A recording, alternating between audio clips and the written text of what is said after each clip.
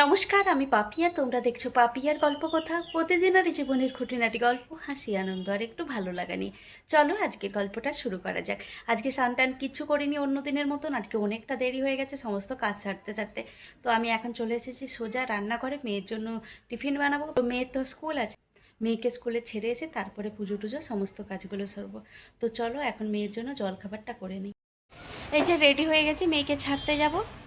মেয়েকে স্কুলে পৌঁছে দিয়ে এসেছে একবার গাছের দোকানে। ওই দিন যে গোলাপ গাছটা নিয়ে গেছিলাম না, ওই গাছটা না একটু কেমন হয়ে গেছে, তো মনে হয় গাছটা আর বাঁচবে না। তো আর একটা ভাবছি নিয়ে গিয়ে ওতেই লাগাবো। কোনো কারণে হয়তো ভুল হয়ে গেছে আমাদের কিছু রোপণ করার সময়, সেই জন্যই হয়তো খারাপ হয়ে গেছে। তো চলো আরেকটা নিয়ে যেয়ে ওর সাথেই লাগিয়ে দেবো। আর এই যে দেখো কি সুন্দর সুন্দর ফুলের গাছ এসছে। আর এই যে দেখো কি সুন্দর সুন্দর বেল ফুলেরও গাছ এসেছে। এইটুকুন গাছেই কত কুড়ি, আর আমাদের গাছটা কত বড় হয়ে গেছে কিন্তু ফুলই হয়নি। আর এই যে আম গাছ দেখো আছে। আর এই যে দেখো কি সুন্দর বেগুন গাছ আর লঙ্কা গাছ হয়েছে।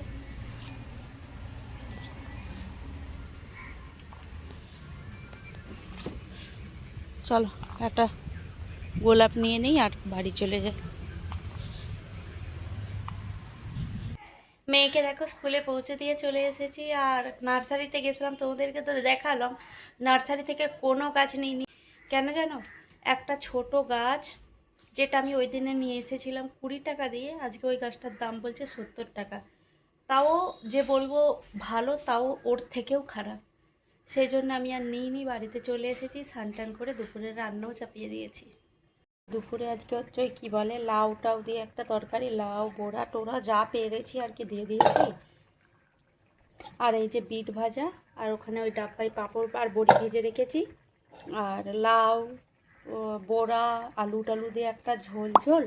এই তরকারিটা অনেকটা বেশি হয়ে গেছে, তাই একটু কম করে আবার হেঁচড়ের তরকারিও করছি।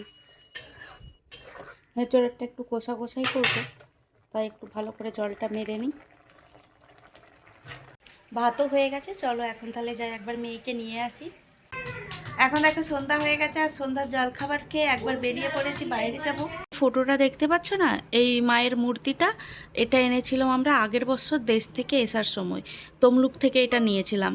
আর এই যে সাইডটা দেখতে পাচ্ছ, দেশ থেকে আনতে আনতে এগুলোর না কাঁচগুলো ভেঙে গেছে, যেহেতু অত দূর থেকে এনেছি। তো এখন কাঁচের দোকানে যাব, ওটা নিয়ে যাব, ওটার মাপে কাঁচ নিয়ে আসবো, আর তোমাদের দাদাভাই ওটাকে ভালো করে সিল করে দেবে। তো ওই জন্যই বেরিয়েছি। কালকে যেহেতু বৃহস্পতিবার আছে, তো আজকে হয়ে গেলে কালকে ওটা আমি সিংহাসনে বসিয়েও দিতে পারবো। তো সেই জন্যে চলো এখন বেরিয়ে পড়েছি, এখন চলো যাওয়া যাক। এই যে দেখো কাঁচের দোকানে চলে এসেছি, এখন চলো একটু ভেতরে যাই। বাড়িতে চলে এসেছি, কিন্তু কাঁচ বলছে এত পাতলা কাঁচ ওখানে পাওয়া যাবে না। তাই ভাবলাম চলো যদি কিছু করা যায়। তো আমি এখন যাব টেপ নিতে। ফাইনালি তোমাদের দাদাভাই দেখো ঠাকুরটাকে কত সুন্দরভাবে ঠিক করে দিয়েছে, কি বোঝাই যাচ্ছে না আমরা কাঁচ পাইনি। একটা টেপ আর সামান্য কিছু কার্ডবোর্ড দিয়েই এত সুন্দরভাবে করে দিয়েছে। আর এই যে দেখো তোমাদের দাদাভাই তো কি সুন্দর করে করে দিয়েছে, দেখো চারিদিকটা। এটা বোঝাই যাচ্ছে না যে কাগজ দিয়ে করেছে।